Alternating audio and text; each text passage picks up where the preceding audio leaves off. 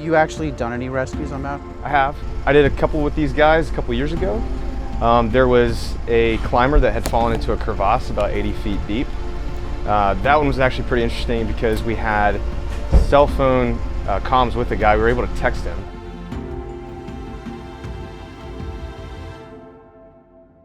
All right, so let's go to that day. So May 10th, you start at the base. How far did you get up? Like, was it a continuous climb? How many hours were you sort of doing this until you hit sort of this point? Yeah, so we had a plan to camp at various locations on the Couts route, which, goes up to the summit. And we had picked out potential campsites. We knew that going from the base to the summit would at least take 2 days. Mm-hmm. So we had to wait for a weather window that would be at least 3 days long to allow for the descent. We started on May 10th, a little bit late.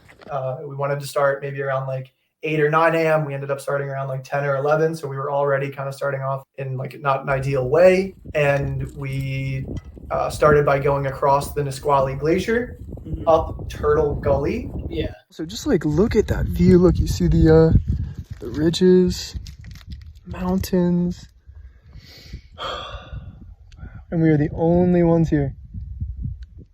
And then we weren't quite able to get to Camp Hazard, which is where we planned to camp on the first night.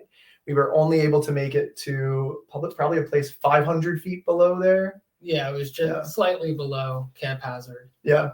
And we set up shop for the night. We got out our camp stoves, started boiling water, getting ready for the night, because when you're mountaineering, typically if you're going to do a summit, you'll wake up at 2, 3 a.m. So we went to bed, sleeping on this beautiful bed of clouds, it looks like, when you're up there.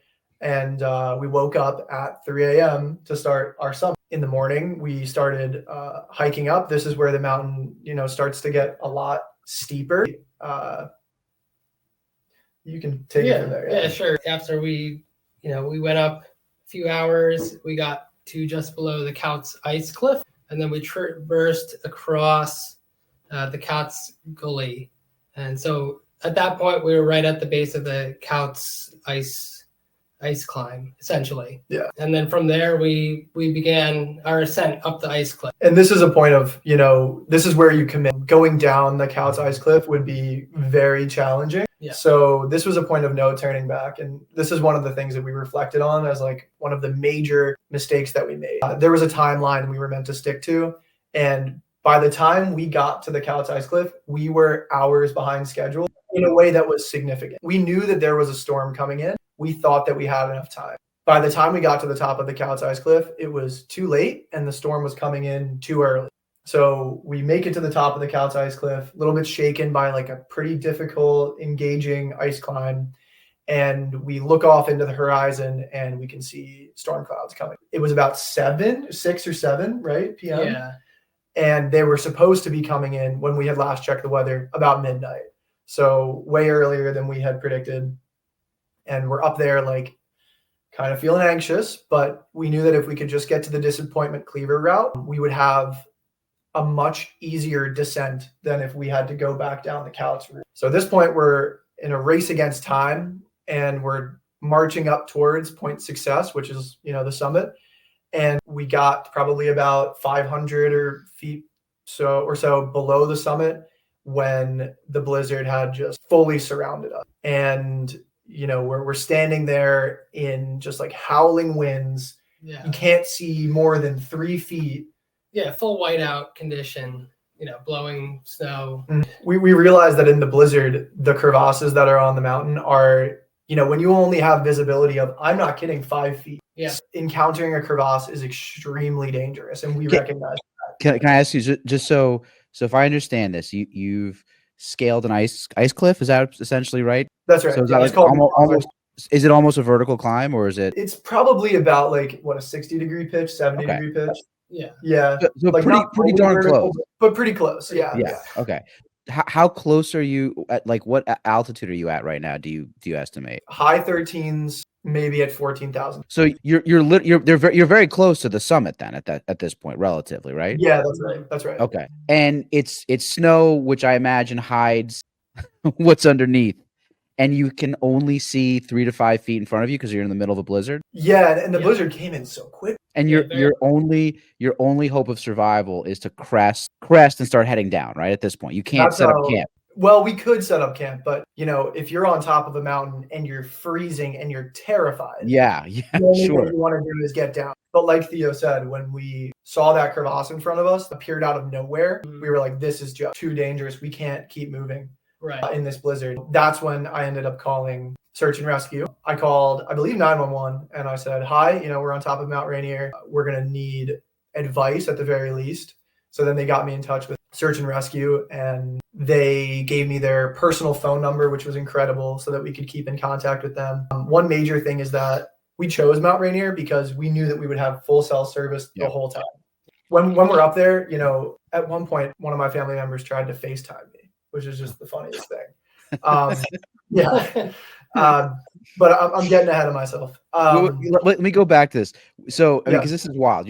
Let's call it 14,000 feet, right? Yeah. You're there's not a tree in sight. There's not a mountain goat in sight. It's just like the surface of the moon, right? Essentially. Yeah, we had been in like tens of feet of snow for like 16 hours at this point. Our last day of hiking, we hiked from 3 a.m. and maybe more like 4 a.m. until about 7 p.m. continuously without stopping. So you pull out your phone though, and you have like it's surreal to think about this. You're in the middle of nowhere, literally one of the most extreme places a person can be, a place where humans are not designed to live. And you're able to like just have a normal call. Like, did you have clear reception? Yeah. Was it like a normal call? Absolutely. Yeah, we had perfect. Yeah. Did you have perfect cell reception as well? When you called me, yeah, I could hear you clearly. Yeah, we had perfect cell reception. Even from the bottom of the crevasse, I had perfect cell reception. So Tyler, you were the first one to call. Literally, you called 911. I called 911. Yeah, because the terror that we felt was just of course. palpable. It was the most terror I've ever felt in my entire life.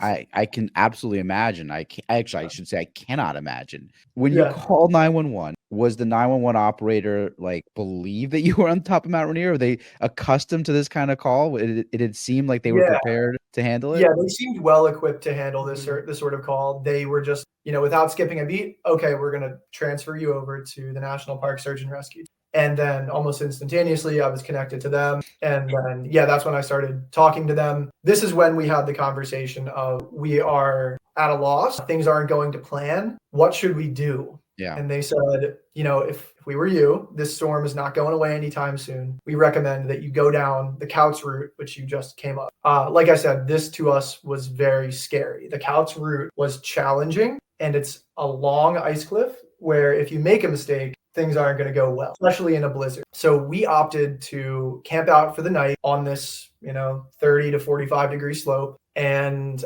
wait until the morning, fingers crossed, conditions improve. So let me just bring us up to speed where we are.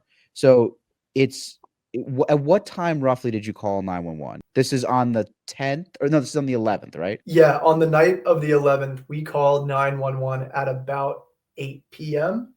Yeah, that's about so the time. you hunker down, you set up your tent, and then fast forward to what time is it now on the 12th that the story picks up? You get up, is that right? The next morning, the 12th, and you're getting ready to go out and go back. Is that the plan? Yeah, following the advice of the rangers, they had suggested to down climb, and so we took that advice, and we got our camp set up, we got roped together, and we started down climbing the Couts Glacier. Okay. So you're going down the glacier. Is this the part, Tyler, where you just fell into the crevasse, or was it on the downward climb? Yeah, that's right. So we started climbing, and about 45 minutes into the descent, would you say? Yeah. I was leading, so I'm ahead of Theo. We are still roped together with about 80 feet, maybe 100 feet of rope between us. Are you in the lead, Tyler? Yeah, I'm walking ahead, and all of a sudden the floor opens up like a trapdoor. I had stepped on top of a snow bridge, and in the blizzard it was like imperceptible. Yeah. So the ground opens up, and suddenly I'm in a free fall, and I get caught about probably 15 feet from the surface of the snow where I had been walking. And I slam against the wall, and I kind of take a second to assess the situation. And I say, okay, I got to start making my way out. Allow Theo who's probably holding me to reorient so that we can both get out of here. However, when I fell, I had extra rope that was tied around my torso. And in the panic in the morning, I think I felt panic. I must have sent something up wrong. So part of the cord, the extra cord, tied around my neck. And when I fell, it tightened around my neck. So I was in a pretty scary situation. I needed to immediately get into the wall and remove the cord that was around my neck. So I took my ice tools and I picked into the wall, and I found a small ledge. It must have been 6 inches or maybe 12 inches. And I got my footing and I said, all right, I've got this heavy backpack on. I've got a rope tied around my neck and I've just fallen into a crevasse. In my mind, the priority was to get this rope around my neck off. So I'm trying to mess with the rope. And at one point I unclipped something, and I had unclipped my only point of connection to the rope. And at that moment, I slipped. I had my footing right up until the moment where I unclipped. And then, of course, that was the moment that I slipped. I fell into a crevasse, a very deep crevasse. I think it's like 100 feet. I don't know. It's so hard to tell the distance. But I'm doing okay. I'm in my sleeping bag. Got warm clothes. I did break my arm. That's for sure. I did hit my head, but not bad. And said they'll be here in a day. So I'm not gonna ever go mountaineering again. So Theo rather, Tyler is, how far ahead is he of you? Like 10, 15 feet? Do you From know? my perception, I would say maybe 50 feet. 50 feet. Okay. So Tyler is about 50 feet in front of you. I assume you can't really see him. And then suddenly, what happened? I think conditions had improved slightly, but it was still blowing snow. I could see him in the distance, and then all of a sudden I couldn't. He had fell from sight. So I immediately sprang into action. I turned over towards the snow and did a self-arrest with my ice tools and crampons. And then from there, I set up an ice anchor, a series of ice anchors to stabilize the rope. And then from there, I proceeded to make a 3-part pulley so I could try to assist in pulling him up best I could. And what point, Theo, did you realize, did the rope go slack? Like, what happened? So the rope maintained quite a bit of tension. And from my perspective, I figured, he was hanging in free space in the crevasse, still connected to the rope. It hadn't occurred to me, or I hadn't known yet, that he may have fallen. And there was just artificial tension in the rope from wrapping around the lip of the crevasse there. So you've made these ice anchors. What did you go to? Did you go forward and look for the opening of the crevasse and look? At what point did you make contact with Tyler? Yeah, so I didn't want to get close to the edge of the crevasse. Of course. I'm putting myself in unnecessary danger. We're already separated, so I should just stay put, make sure, all the stuff that I've installed is working correctly, and, just hunker down and see how things develop. I think that was sort of my thought process going through it, just trying to be as logical as possible. What are the next steps I need to do to survive in this environment? And, a number of hours, maybe not even hours, maybe 30 minutes or so passed. Tyler, he called me and he let me know, hey, I'm at the bottom of the crevasse.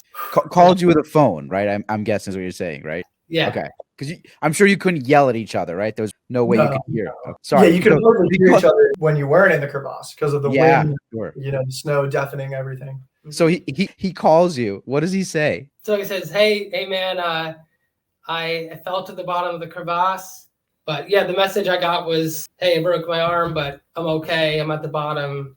That's the situation that we're in. So Tyler, when you say you're at the bottom of a crevasse, I'm guessing it's not like a rock bottom. This is all ice, right? Yeah. So the snow bridge that collapsed actually filled it in the crevasse. So normally the crevasse is a wedge. Yeah. It goes down and it can be inches wide at the bottom. If you fall into a crevasse that doesn't have a snow bridge on top, you can get pressed between the walls. Luckily, because I was on the rope, I got caught. The snow filled in the wedge. And when I fell onto the snow at the very bottom. Do you know how far down you were at this point? No, I estimated that the total height of the crevasse from, ceiling to the bottom where I was. It was probably about 85 feet total, but I fell from about 15 feet below the surface. So I fell about 60 feet. All right. So you're on the bottom. You've broken your arm. You've realized your arm is broken at this point. I'm sure the adrenaline's still kicking. What do you do? The first thing I did was make a splint for my arm. So I actually had a tripod for my camera, and I took some of the legs out and put them into my jacket and tried to use that, because from then on, I needed to collect all my gear, move around inside of this crevasse, find a safe place where if an avalanche were to occur or more snow were to fall, I wouldn't be buried. So I collected all my gear and I found a place with a small ledge above me. And that's when I believe I called search and rescue first. Just spoke with you. Now I've fallen into a crevasse. Can I ask you just before we go on? Yeah. All right. So you're at the bottom of an 80 to 85 foot crevasse. You just fell about 60 feet. You take out your cell phone. Were you surprised to see that you had a signal? Absolutely. I was certain that I was going to have no service because, having service at the top, we knew we would have that. Having service at the bottom of the crevasse, not expected whatsoever. I was amazed. Okay, so now back to, you call search and rescue. You tell them you fall in a crevasse. What do they say? They say, make sure you stay put. Was there any chance of any of that not happening? Yeah. I think what they mean is don't explore the crevasse too much, because you are in a precarious situation where if the snow that's beneath you collapses any further, you could get wedged in between the walls. So they said, stay where you are, get your sleeping bag, stay warm. The blizzard is preventing us from getting a team up there right now, but we might be able to get someone up in about a day or so. What went through your mind when you heard that? I think at this point I was fully in crisis management mode. So I said, okay, I got to survive for a day. Time to start melting snow. Time to take an inventory of the food that I have. It was really just stay alive. You got a day to stay alive. Make sure that happens. Could you move around? I mean, was there space to stand upright? I mean, yeah. So the crevasse itself, the section that I was in, was about 3 feet wide. So just enough to kind of stand up and turn around. And it was maybe 90 feet of free space where you could walk back and forth. Of course, I was avoiding doing that. I pretty much stayed in like 10 square feet the entire time I was there. So you make a note of what you have. You start getting ready sort of to kind of hunker down. What do you say to Theo? Well, so I call Theo. I say, hey, man, I'm alive. I just talked to search and rescue. They said they'll be able to get here in a day and you'll be picked up first. But still a day. I mean, that's got to seem like an eternity at this moment. Yeah. Well, I felt the time passed so quickly, and it could just be because your mind is racing. Sure. But I don't remember being bored. Yeah, I guess for me, maybe I have a slightly different opinion. Yeah, just being on top of the glacier, right? Still in the elements. The snow is blowing. It's a whiteout condition. So I constructed this bivouac bag. So it's just essentially a bivvy, a one-person tent that, you crawl into it. It's not that comfortable, but, it's supposed to keep you out of the element. And so I got into this thing that I constructed. I was all still harnessed in to the anchor point. And so I figured out a method to stay connected while being able to crawl into my little bag there. Just hunkered down, kept myself busy, melting snow, taking inventory of the food that I had on hand, just staying hopeful, staying positive in that kind of situation. And yeah, it was chilly for sure. I can only imagine. Who do you think at this point, in a lot of ways, Theo, I imagine that you were more exposed. I mean, you were just exposed to the elements. And while Tyler was in a terribly, I'm sure, frightening situation, in some regards, you didn't have the snow blow. I'm sure it was a little more protected, right? So, I mean, Theo you're in the middle of a raging blizzard, right? Here. Yeah.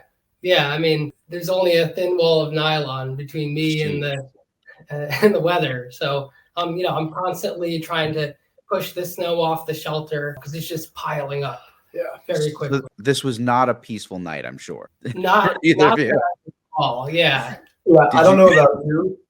I had to stay up the entire night just shoveling snow off myself so I didn't get buried. Yeah. I think for me, I might have slept in small chunks. Mm-hmm. I wanted to stay awake because that way I can ensure, okay, I'm still alive. I'm still cognizant of my situation and my health. And so that was important. One thing I'll add is, Naveed, you're absolutely right. Theo was so much more exposed to the elements than I was. I had no wind whatsoever, fully calm. Of course it's cold, but without wind, you can stay very warm. He's about 13,000 feet up, maybe 13,500 Jeez. on Mount Rainier. Mm-hmm. And they said it went down to like negative 20 that night or something. Jeez. Yeah. And that's without the wind chill, I'm guessing. And, and not to mention, 13,000 feet is the air starts to get pretty thin. So you're probably dealing with that too. And I'm sure you can't if the blizzard is really like full on intense wind and snow, it's hard to breathe with that alone. I can't imagine what that's like at 13,000, 14,000 feet. That must have been, you're battling some pretty serious elements at this point. Plus, I'm sure Theo, you had to have been concerned about Tyler, right? Oh, certainly. Yeah. I mean, there's a lot on my mind. And so I think in that situation, I really had to compartmentalize, all of those things to keep myself in a state where I wouldn't melt down. And so I think staying calm and understanding, okay, Tyler's in the crevasse. He's a little bit more protected than I am from the weather. And I'm up here just, trying to stay warm as best I can, in a waiting period of, okay, let's see, let's get through this next day and, see how things develop. And I mean, I'm still stuck on the surrealness of the fact that you're both in these terribly critical positions, both of you. I mean, Theo, you're battling some intense elements. Tyler, you're in an 85-foot crevasse, which, by the way, I wouldn't recommend everyone's listening if you're trying to avoid a blizzard. I'm guessing you would not advise falling into a crevasse, right? Certainly not. So you're both in these fairly dire situations, yet you're both able to communicate, because you have working cell coverage. I mean, Theo, are you in contact with search and rescue as well? Are you in contact with your family? Are you talking to anyone besides even just Tyler? I think one of the PJs or someone from search and rescue, they texted me. They actually assembled a better pulley system, and they sent that over in an image for me to construct. Oh, wow. It's quite sufficient for the weight to pull up and the friction from the snow. So they knew, because you're able to communicate with them, they knew what gear you had, and they were able to sort of replicate what you could build with what you have. Right. Yeah. They asked me, how many carabiners do you have? How many snowmakers do you have? What's the gear you have on hand, and then we'll figure out on our end how you can construct a better pulley system. Wow. So that was very helpful, being able to communicate with them and just get live updates. You must have been exhausted. I mean, at this point, you've been climbing even before this happened for 2 days, two plus days, right? This is your third day. Did you have some reserve in terms of food? And you were there for planning for 3 days, but did you have enough stuff to go beyond 3 days? Provisions? We had enough food. We did not have enough water because the plan was to melt water using our camp stove. And when we fell, he had the stove, I had the gas. So neither of us were able to melt any snow, except for what we could with our body heat. Right. Oh my gosh, difficult. So we did have enough food, not enough water. So were you getting dehydrated? Were you literally getting dehydrated? Yes. Wow. Absolutely. Jeez. All right. So let's do a rundown. Broken arm, 85-foot crevasse. You're at 13,000+ feet. So you're dealing with thin oxygen. It's about negative 20 without the wind chill. It's nighttime, and there's an intense blizzard. Did I miss anything? There's no mountain goats attacking you or anything. No, that's about it. So okay. I mean, that's a lot, guys, to deal with.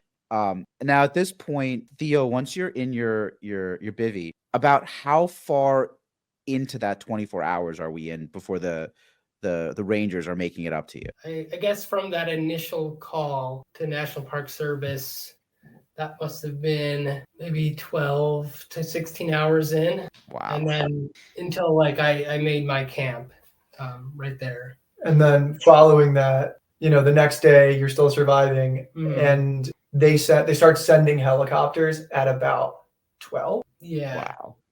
Yeah, I believe they texted me saying, we'll try to come up every hour on the hour, depending on the conditions. And we'll try to identify, a weather window for us to attempt an extraction. And so Theo, so basically the Rangers got to you first on foot. Is that right? So the Chinook suddenly came, from out of the blue. It's hovering above me. Let me ask you before you go into details. What did you feel when you saw that helicopter? It was sort of surreal, just seeing it hovering above me, just seeing how miraculous it was that the sky opened up just ever so slightly to allow them to get there into that position. So I'm just looking up in wonder at the Chinook just hovering above me. So I have to just interrupt here. But Tyler, did you know that there was a helicopter overhead at this point? Yeah, so I had been communicating with them using my phone. However, I got water into my phone. It's impossible to keep your phone in great condition. So my phone did end up dying, and they said, okay, we're going to come, send a helicopter for Theo, and then we'll send another one for you. So I heard the first helicopter come, and then I saw the Chinook directly above the crevasse, and I thought that was the one for me. Oh.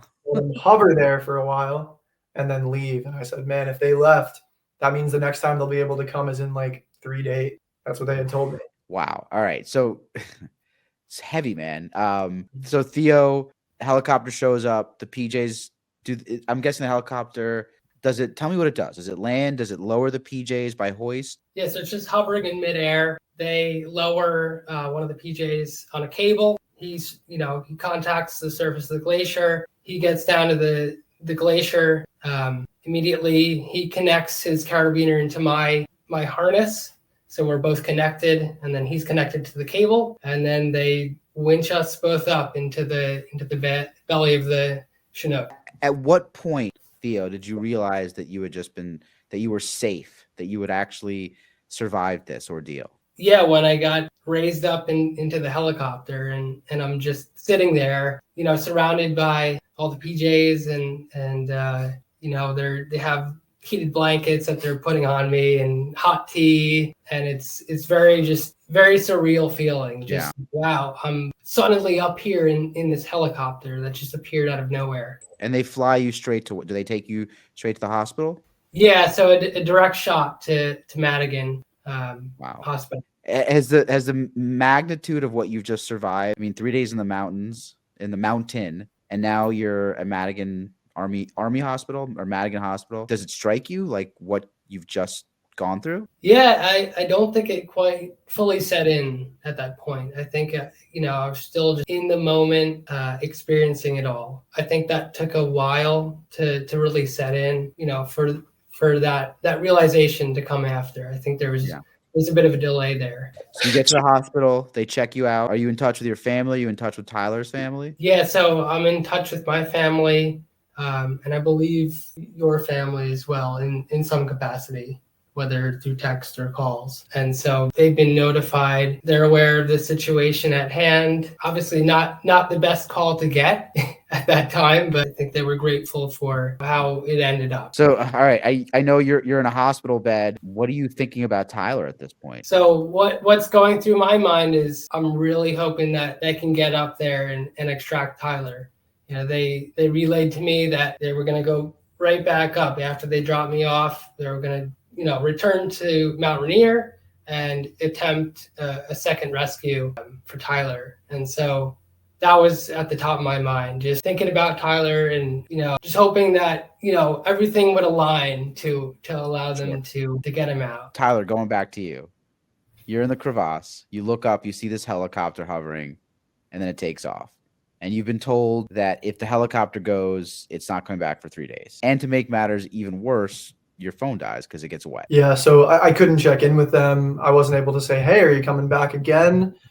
To me, that was it. I got to figure out what I'm going to do for the next 3 days. And I immediately start looking around the crevasse like, okay, is there any way I can ice climb out of here? Can I dig my gear out of the snow and try to find a way to the top of this crevasse? So I think from there, I start trying to get my gear together. And then I hear, maybe a few hours later, I hear someone from the top of the crevasse, Tyler! And I was like in shock. And I wasn't able to see them because of the way that the crevasse curves, but hearing them, I just yelled as loud as I could, I'm here, I'm here. And they said, okay, we're going to come down and get you. So at that time, one of the Rangers came down on belay and made his way down to me. He says, we got you. You're going to be coming out. Can you climb at all? I said, no, I've got a broken arm. And when I fell, I hit my head. I hit my thigh pretty badly. So I was just, beaten up. So they were going to have to mostly pull me. So they put me on the rope on belay and they start hoisting me out. And, we're making our way over the lip of the crevasse, just feet of snow, 10 feet of snow, like shoveling our way, tunneling our way through it. And then I get back out onto the surface of the glacier and the wind's whipping. And off in the distance, I'm able to see a small team and they've prepared an extraction point. So the ranger says to me, okay, you're going to put on this special harness and we're going to hoist you out of here. I put on this sort of like a vest that has an attachment point, and then a helicopter comes around. They're radioing to him, okay, 15 feet, 10, 5. They grab the carabiner, hook us both in, and they check my device, then they pull us out, and suddenly I'm flying, hundreds, thousands of feet above the glacier, and I'm just in this whipping cold air in the cloud of the blizzard. And then they start to get me out from beyond there, and then I feel warm air for the first time in like 3 days. Warm, moist air, like 50-degree air. And it was just like, it's just a feeling you can't describe, a release of all of this anxiety, and understanding that you've almost made it. We provided that hoist capability down from the helicopter to the patients, brought them up, and then we provide in-flight medicine because all of our pararescue men are paramedics. So we're flying miles above, thousands of feet above the ground, miles from the mountain now. And then the helicopter approaches the staging area and lowers me. And then that's where I meet the PJs and get into the Chinook. And then that's when they take me to Madigan Army Hospital. At what point, Tyler, did you feel like, oh my goodness, I've survived this? I'm actually going to make it through this? I think as soon as I heard the ranger yelling from the top of the crevasse, I said, things have reached a point where I've got other people here with me.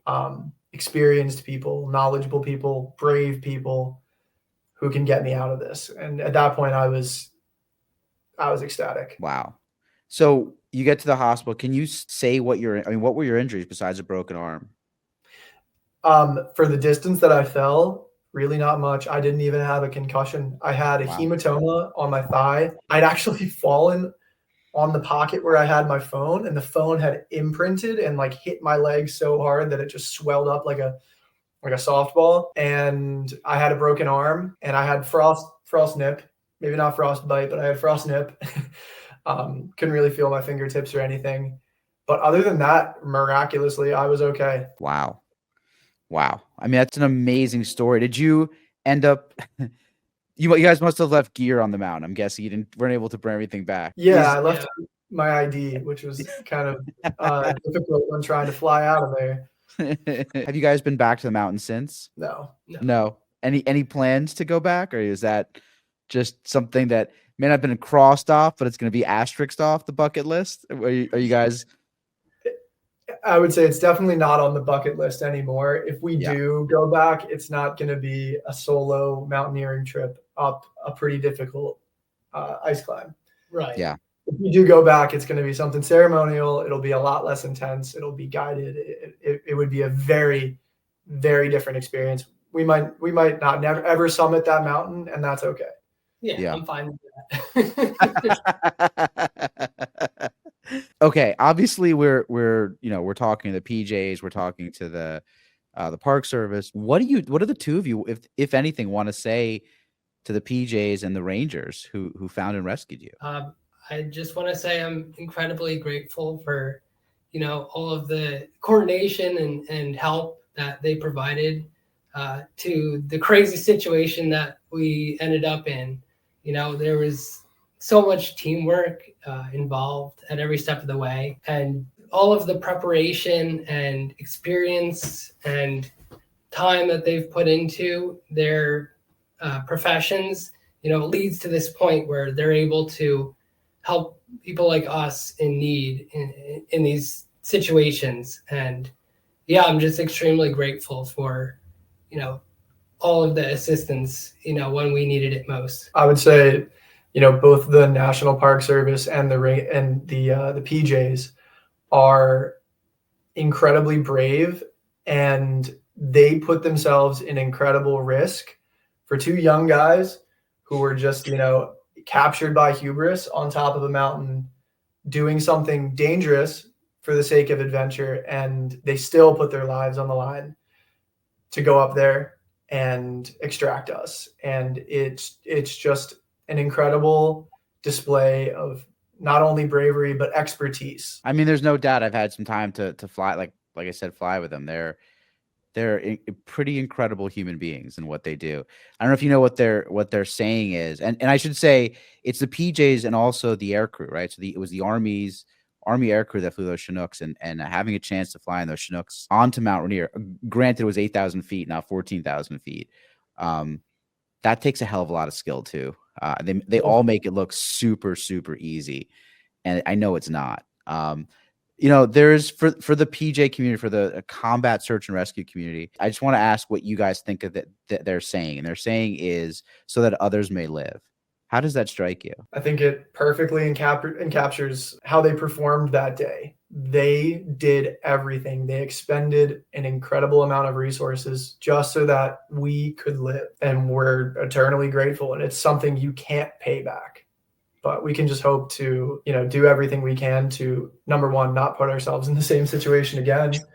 And number two, live well and graciously, and really appreciate the lives that we've been allowed to have because of their bravery. Well put. I have one last question for the two of you. So one of the things that I heard from the PJs is there was a seer, which is a survival specialist, I guess, who was in touch with you, Tyler, who was telling you to to turn your phone off, like they would do with the down air crew behind enemy lines. Like, turn your phone on, only come up every hour, and just let us know. That's right. Just to preserve. Yeah. And one of the things that they honestly had like a pool going was, who was your cell service provider? And I think when one of you got hoisted up, they were like, "Who's your provider? Because we have to know." Can you say who the two of you had as a cell service? Do you guys have the same provider? Yes. Verizon? Yes. Verizon. You had Verizon. Okay. In a lot of ways, and I think this is something that a lot of people can probably relate to, right?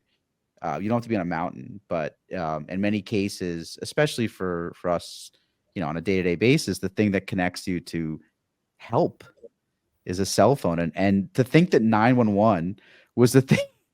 I mean, in a lot of ways, it's kind of comical, right? Like, you were able to just call 911 on the top of a freaking mountain. I know. It's like we're living in the future. It really is like that. Okay. So that was the last question, but I'll add another one. Do you guys have any plans to? Are you guys still climbing? Do you still have that adventurous bug in you? Yeah. Yeah, certainly. We were just in Joshua Tree doing a rock climbing trip. Right. A lot more controlled. We approach it with a fully different perspective than we did back then. But we had a great time, and we do ice climb up at Mount Washington from time to time, just because it's very different than Mount Rainier. Sure. We return to Harvard Cabin as much as we can, which is the cabin up on Mount Rainier. It's a really sentimental place for us.